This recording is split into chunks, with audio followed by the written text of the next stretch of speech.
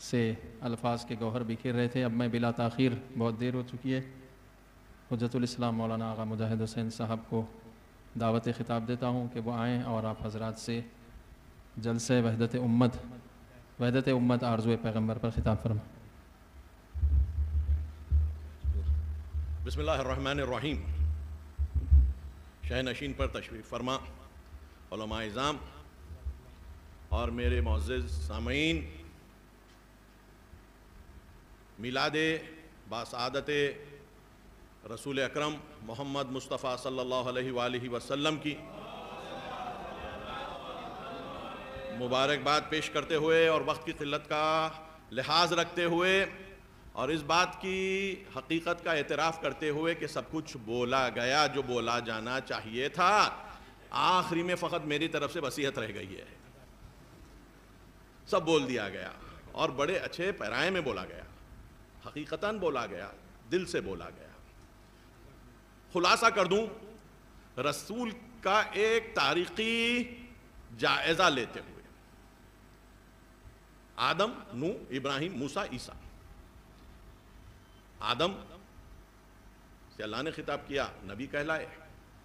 نوح کو امت کی شکل ملی، کچھ لوگوں نے مخالفت کی، کشتی کا حکم آیا، اور 8 لوگ تھے جو نوح کی کشتی میں تھے۔ رسول جو نوح تھے، ان کی زوجہ، ان کے 3 بیٹے اور ان کی 3 ازواج، یہ کلیہ۔ اس کے بعد دور ابراہیم آتا ہے 10ویں پشت میں، 1000 سال بعد تقریباً۔ اور ابراہیم کی اولاد میں یعقوب، جسے اسرائیل بھی کہا جاتا ہے، ان سے بنی اسرائیل کا سلسلہ شروع ہوا جو موسیٰ تک آیا، اور موسیٰ کے بعد درمیانی انبیاء کے بعد عیسیٰ تک پہنچا۔ یہ تمام کے تمام انبیاء ایک مخصوص گروہ کے لیے آئے تھے، یہ کائنات کے لیے نہیں تھے۔ آپ کو توریت میں، انجیل میں اور قرآن میں اس بات کی الگ الگ جگہوں پر توضیح ملتی ہے۔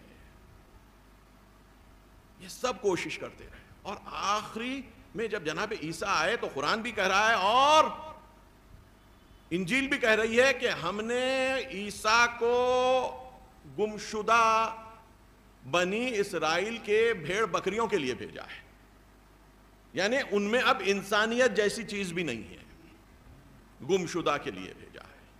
اتنا بڑا جو معجزے سے پیدا ہوا، آتے ہی معجزہ کیا، اور جس کے معجزوں کی تفصیل ہم کو قرآن میں ملتی ہے، اس کو فقط بنی اسرائیل کے گمراہ لوگوں کو راہ دکھانے کے لیے، اور رسول آتے ہیں لگ بھگ 600 سال کے فاصلے سے، اور سلسلہ شروع ہو جاتا ہے، اِنَّا أَرْسَلْنَاكَ كَافَّةً لِلنَّاسِ، کافۃً للناس، تمام لوگوں کے لیے۔ اور فقط یہ نہیں بلکہ اِنَّا أَرْسَلْنَاكَ رَحْمَةً لِلْعَالَمِينَ کا بھی خطاب مل جاتا ہے، یعنی تمام نیشنز کے لیے آپ کو بھیجا گیا رحمت بنا کر۔ تو اب جب سلسلہ شروع ہوا آدم سے خاتم تک پہنچا، اور اس کو ایک عمومیت بخشی گئی، ایک وسعت بخشی گئی، تو مرکزی کردار بن جاتے ہیں رسول اپنی بعثت سے لے کر قیامت تک، کہ جو نور توحید کو عام کرتے جائیں گے، اور ان کی تعلیمات جو ایسی دلیلوں پر مبنی ہوگی کہ جو ہر دور کی مادی دلیلوں سے افضل ہوگی۔ توجہ کم ہوتا جو، ورنہ مادیت کی ترقی ہوتی گئی، رسول نہیں۔ مالک ایسے وقت پہ رسول کو بھیجنا چاہیے تھا کہ جب مادیت اپنی انتہا کو پہنچے تو وہ آ کر کلام کرے اور اپنی بات کو پہنچائے۔ تو یہ پھر 1400 سال کے بعد تبھی اعلان ہو گیا، خاتم النبیین ہے، میرے بعد کوئی نبی نہیں ہوگا۔ یہ جب بات ہو گئی تو اب اہمیت سمجھ میں آتی ہے رسول کے کلام کی، اب سمجھ آتی ہے ہم کو اس بات کی کہ کیا وہ چیز تھی جو رسول نے دی، جو تا قیامت ان کے نہ ہوتے ہوئے ظاہری طور پر باقی رہے گی، شدت کے ساتھ، حدت کے ساتھ، قوت کے ساتھ۔ قرآن یہاں پر بڑا لطیف اشارہ کرتا ہے. یہ جو گزشتہ کے انبیاء تھے ان کا خلاصہ کیا ہے؟ بالکل ہی سادے الفاظ میں قرآن کہہ رہا ہے قد افلح من تزکا وذکر اسم ربہ فصلی بل تؤثرون الحیاۃ الدنیا والآخرۃ خیر وابقی ان ھذا لفی الصحف الاولی صحف ابراہیم وموسیٰ. کامیاب ہو گیا وہ جو اپنی نفس کا تزکیہ کر لیا. اور کیا کیا؟ اللہ کو یاد کیا اور پھر نماز قائم کر لی. یہ خلاصہ بن رہا ہے انسان کی روحی شخصیت کا. ایک تزکیہ کیا، روح زندہ ہو گئی. جیسے روح زندہ ہوئی روح کا اثر دماغ پر ہونے لگا. دماغ سے انسان کی یاد، ذکر یاد کو کہتے ہیں. تو دماغ کو اللہ کی یاد روح سکھاتی گئی. جب اللہ کی یاد سے منور ہو گیا انسان کا دماغ تو بدن پر اثر مرتب ہوا. فصلی، بدنی حرکات اسی رنگ میں رنگنے لگی، یعنی روح کا اثر دماغ پر اور وہاں سے بدن پر. استعمال جو لفظ ہوا ہے ذکر اسم ربہ فصلی، فے نتیجے کے لیے اور ایسی چیز کے لیے جو بغیر وقفے کے آتی ہو. درمیانی عربی گرامر سے بھی جو واقف ہے وہ یہ بات سمجھ لیتا ہے. قرآن کہہ رہا ہے تزکیہ کرو، یاد خدا میں شدت، اور اس کے بعد بدن کو صلاۃ کی طرف لا دو. لیکن ہوا کیا؟ بل تؤثرون الحیاۃ الدنیا والآخرۃ خیر وابقی. تم نے تو ترجیح دینی شروع کر دی دنیا کی زندگی کو، یعنی روح کا تزکیہ نہیں کر سکے، ذکر خدا کما حقہ نہیں کر سکے، صلاۃ کما حقہ نہیں ہو سکی. ویل للمصلین والی صلاۃ چلتی رہی، آج تک چل رہی ہے. جو روح کو نہ آگے بڑھا سکے اور روح کو غلبہ نہ دے سکے بدن پر اور دماغ پر، وہ نمازی کیا ہے؟ وہ نمازی نماز نہیں ہے. تو یہ خلاصہ تعلیم انبیاء ہے. وہی سورہ، وہی آیتیں آگے جا کر کیا کہتی ہیں؟ بل تؤثرون الحیاۃ الدنیا والآخرۃ خیر وابقی ان ھذا لفی الصحف الاولی. یہ پرانے صحیفوں میں، پہلے والے صحیفوں میں یہ موجود ہے. صحف ابراہیم و موسیٰ، ابراہیم اور موسیٰ. ابراہیم کو 4000 سال ہو گئے ہیں اور موسیٰ کو 3500 سال. تو گفتگو فقط اتنی ہی تھی اور قرآن وہاں پر توجہ دلاتا گیا کہ روح کی عظمت اگر تم اپنی قائل ہو گئے تو روح جو کام کر دے سکتی ہے تو رسول کا پیام روحی ہے. پیام بدنی نہیں ہے، پیام دماغی نہیں ہے، پیام روحی ہے. جب روح کی بات آتی ہے تو لکم واضح طور پر سمجھ آ جاتا ہے. ہر وہ انسان جو روح رکھتا ہو، اور روح اس چیز کا نام ہے کہ جس کے نتیجے میں انسان اللہ سے جڑ جاتا ہے. روح کے سب سے قریب چیز کا نام اللہ ہے. سب سے قریب چیز کا نام اللہ ہے.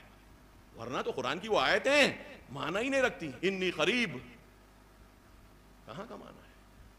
اجیب دعوت الداعی اذا دعان. ہم 1000 دعائیں کرتے ہیں اور مالک تو نہیں قبول کرتا. کہا روح سے جو دعا کرو گے قبول کر لوں گا. جو دعا روح سے ہوگی، آئے قرآنی ہے، میرے بندے، ابتدا یہی ہے اذا سألک عبادی عنی. اے رسول جب میرے بندے تم سے میرے بارے میں سوال کرتے ہیں، بندگی آ جائے، روح کو بلند کر دیا جائے تو بندگی جب مل جاتی ہے تو رسالت بھی مل جاتی ہے. قربت خدا کا احساس ہو جاتا ہے اور بندہ جب پکارتا ہے اللہ کو روح کے واسطے سے، اپنی روح کی حقیقت مانتے ہوئے، اس کی دعا اللہ کے لیے خود بخود مستجاب ہے.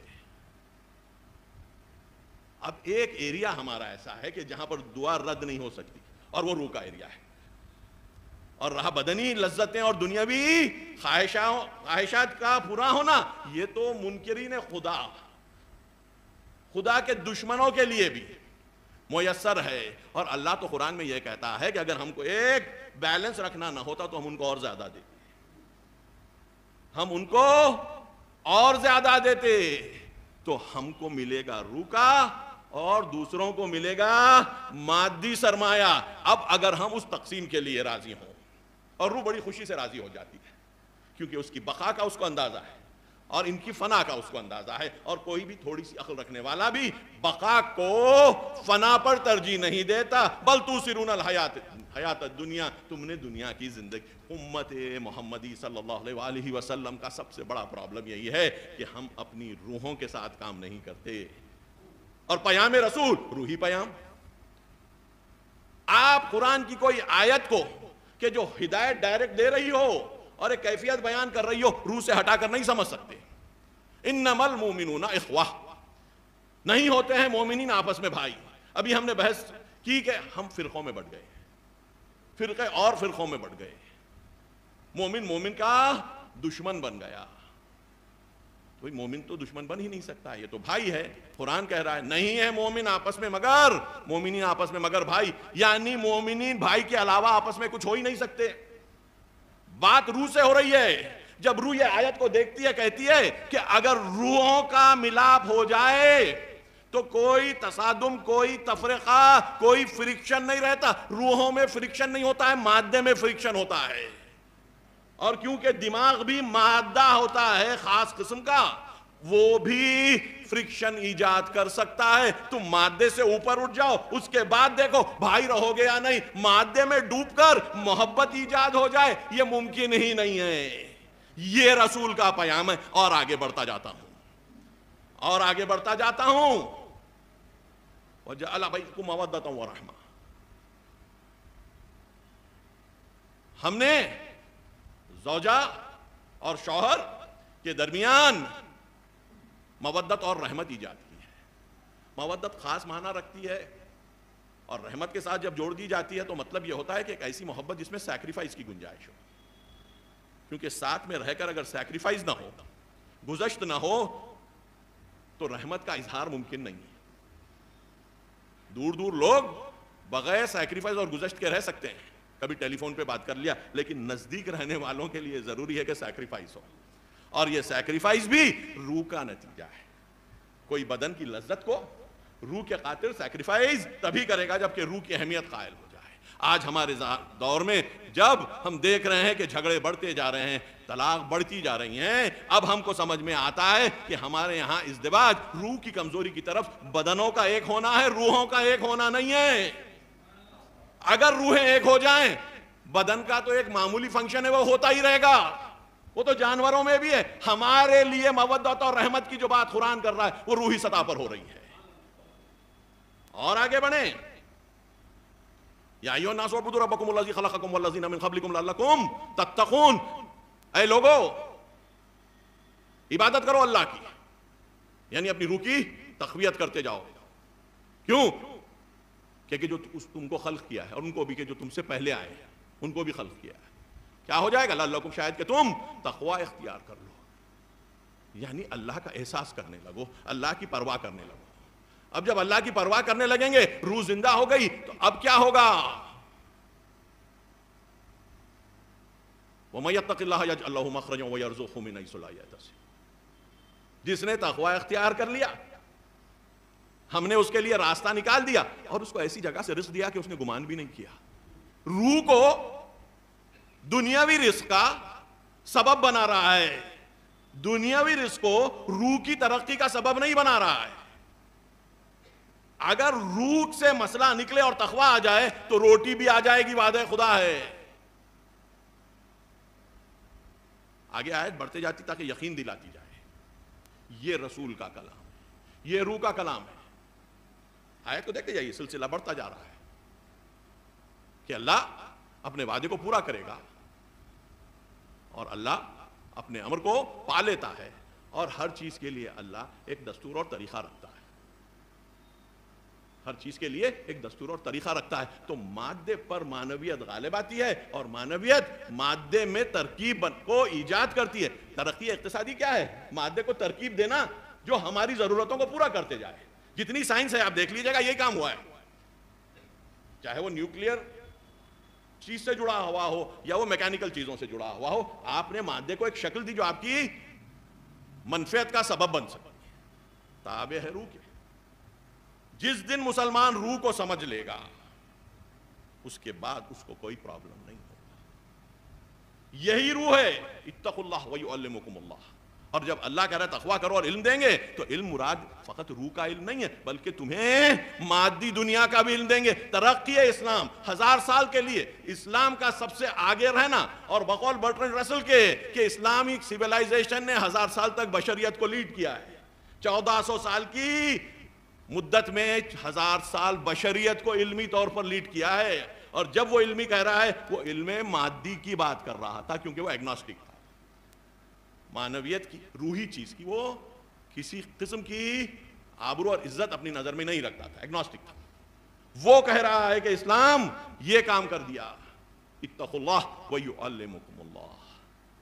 روح روح روح, اسی کو لے کر قیامت تک یہ تقوی کو والعاقبۃ للتقوی, قرآن کی آیت.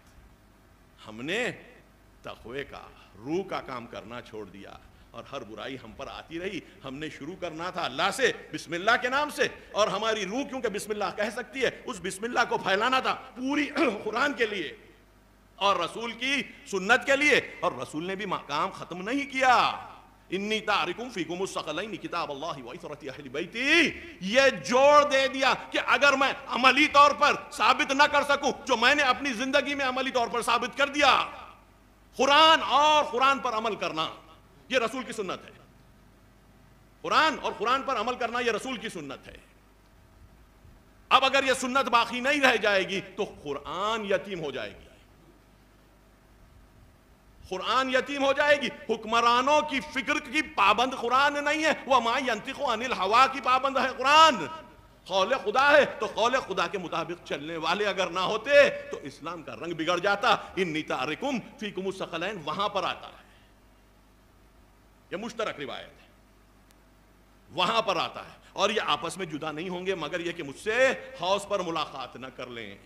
یہ کیفیت ہے. ہوا کیا, روح کا آگے بڑھ جانا شاخص ہے, ڈٹرمن کرتا ہے, کرائیٹیرین بنتا ہے انسانی الہی زندگی کا. جو انسان دنیا کا ہوتا ہے وہ دنیا پر مرتا ہے, جو انسان اللہ کا ہوتا ہے وہ اللہ پر مرتا ہے. اور اللہ کا بدن ہو نہیں سکتا, اللہ کا دماغ ہو نہیں سکتا, اللہ کی فقط روح ہو سکتی ہے. وَنَفَخْتُ فِيهِم مِّن رُوحِي, جب میں تم میں اپنی روح پھونکوں گا تو ہوگا کیا, فرشتے سجدہ کرنے لگیں گے. والمدبرات امرا, قرآن کی آیت, یہ پوری کائنات کو اللہ نے فرشتوں کے ذریعے سے چلایا اور ان کو تمہارے سامنے جھکا دیا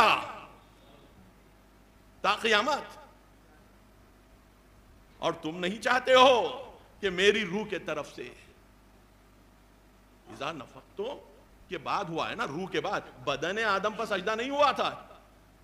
اذا نفختو فیہ من روحی فقعوا لہ ساجدین, فرشتوں کو جھکا دیا. کس کے لیے, بدن کے لیے, گناہ کرنے والے بدن کے لیے, تصورات مادی کرنے والے دماغ کے لیے نہیں, نہیں نہیں نہیں, اس روح کے لیے. روح جب بلند ہونے لگتی ہے, روح کی جب کارکردگی صحیح ہو جاتی ہے تو روح کرتی کیا ہے بتلائیں, جوانوں کا مجمع ہے اور مومن جوانی ہوتا ہے. ہوتا کیا ہے, ہوتا یہ ہے کہ انسان کو گھر میں زوجہ نظر آتی ہے اور باہر جب نکلتا ہے تو سو مائیں بہنیں نظر آتی ہیں, بیٹیاں نظر آتی ہیں. یہ روح ہے.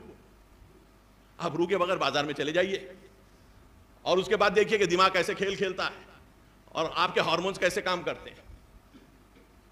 اور آپ روح کے ساتھ چلے جائیے بدترین جگہ پر بھی اور دیکھیے روح کیسے کام کرتی ہے. روح تیار ہو جائے گی تب لوگوں کو پتا چلے گا کہ مسلمان جب بازار میں جاتا ہے تو تقوی کا پیکر بن کر جاتا ہے. ارے تقوی کے بغیر نکل کر جانا یا گھر میں رہ جانا, اللہ سے برہنہ ہو کر زندگی گزارنا ہے. اور اللہ سے برہنہ روح شیطان کے لیے آمادہ ترین چیز ہے. وہ میڈیم ہے جس میں شیطان ہر گناہ کو گرو کر سکتا ہے. ہم یہ ہو جاتے ہیں, ہم اس کے ہاتھ کا کھلونا بن جاتے ہیں. اب دیکھیے اگر ہم کو آج رسول نہیں فراہم ہوتے, وہ روش نہیں ملتی, اور ہمارا رسول جیسے کہ فرمایا گیا ہے زندہ رسول ہے, رسول کی روح ہے. اور اگر صحابہ کو رسول سے فائدہ اٹھانے کی گنجائش تھی تو امتیوں کو بھی اتنی گنجائش ہے. دنیا آگے بڑھتی جا رہی ہے, مادی فلاسفہ اور مفکرین اور سائنٹسٹ کی ایک کے بعد ایک دلیل باطل ہوتی جا رہی ہے. یہ مادے کو قدیم سمجھتے تھے، ایٹرنل سمجھتے تھے. آج 50 سال پہلے سائنس نے ثابت کر دیا کہ مادے کی پیدائش ہوئی ہے، یوم ولادت ہے مادے کا. ان کی سب سے بڑی دلیل ختم ہو گئی. ایک کے بعد اب تفصیل نہیں ہے، ٹائم نہیں ہے، 1-2 منٹ میں ختم کر رہا ہوں. یہ سب آج فراہم ہے. ہم دیکھ سکتے ہیں کہ مادی دنیا میں عدل کے نام پر ظلم ہو رہا ہے. عدل کے نام پر ظلم ہو رہا ہے. وہ کورٹ جو عدالت کے لیے ہیں وہ ایسے انٹرپریٹیشنز کر رہے ہیں کہ عقل حیران ہو جاتی ہے.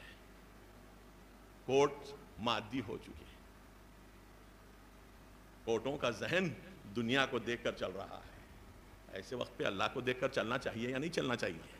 اگر ہماری امت یہ بات کا احساس کر لیتی ہے اور اللہ سے قربت اختیار کر لیتی ہے، خود بخود اخوت آ جائے گی، خود بخود رزق مل جائے گا، رزق حلال مل جائے گا. اس کے بعد تقویٰ، علم، ایمان، تقویٰ، علم، کئی آیتیں ہیں قرآن کی جو اس بات پہ اشارہ کرتی ہیں. ایک اپورڈ سپائرل چلتا رہے گا اور یہ معراج باقی رہے گی.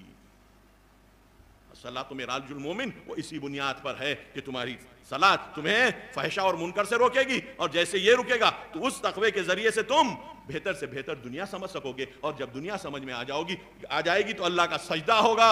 اللہ ہمیں جس طریقے سے رسول کو اور ان کے حقیقی ماننے والوں کو اپنی عزت سے نوازا، للہ عزت وللرسول وللمؤمنین کے عنوان سے، وہ عزت ہم کو بھی مل جائے. لیکن کلید ہمارے ہاتھ میں ہے. کلید ہمارے ہاتھ میں ہے. قد افلح من زکاہا. ہمیں اپنے آپ کو بلند کرنا ہے مادے سے، اور مادے پر حکومت کرنے کی نیت کرنی پڑے گی. اس وقت ہماری گواہی اشہد ان لا الہ الا اللہ اشہد ان محمد رسول اللہ، یہ شہادتین معنی دینے لگیں گے. وگرنہ یہ لقلقۂ لسانی بن کر رہ جائے گا. نماز بھی کیفیت نہیں پائے گی، روح پر جا نہیں پائے گی، خدا سے قریب نہیں ہو جائے گی، تو خیر ایجاد نہیں کر پائے گی. اور دیندار کہلاتے ہوئے ہم بے دینی کا رواج عام کرنے میں نظر آتے رہیں گے، گرچہ ہماری خواہش وہ نہیں ہوگی. کیا اے رسول ہم تم کو ان کے بارے میں بتا دیں جو اعمال کے حساب سے سب سے زیادہ نقصان میں ہیں؟ وہ لوگ ہیں کہ جنہوں نے یہ گمان کر لیا تھا کہ یہ بہت ہی اچھا کام کر رہے ہیں، جبکہ ان کی کوششیں دنیا میں رائگاں گئیں. الذین ضل سعیہم فی الحیاۃ الدنیا، ان کی دنیا میں کوششیں رائگاں گئی. وہم یحسبون انہم یحسنون صنعا، جس حالت میں وہ گمان کر رہے تھے کہ ہم بہترین کام کر رہے ہیں، یہ ہماری امت کے لیے. دوسرے جو اللہ ہی کو نہ پہچانے ہو یا وہاں پر شرک کر لیا ہو، ان سے کیا کہنا کہ گمان، ہمارے گمان بیجا ہو گئے ہیں. ہمارے گمانوں کو روحی کرنا پڑے گا. ہم کو اور رسول کے سامنے اپنی روح لے کے جانی ہوگی. اور رسول کوئی چیز اپنے لیے نہیں رکھتے، کیونکہ رسول تھے ہی نہیں سوائے اس کے کہ رسول تھے. وہ اللہ تک پہنچا دیں گے، اور اللہ کو وہ روح مل جائے گی جو رسول کے ذریعے سے، واسطے سے اور توسل سے ان تک ملے گی. اور اس کے بعد وہی رحمتیں، وہی چیزیں جو رحمت للعالمین کو دی گئی تھیں، وہ ہم کو بھی ملے گی. ہم ایک دوسری امت بن جائیں گے. وآخر دعوانا الحمدللہ رب العالمین.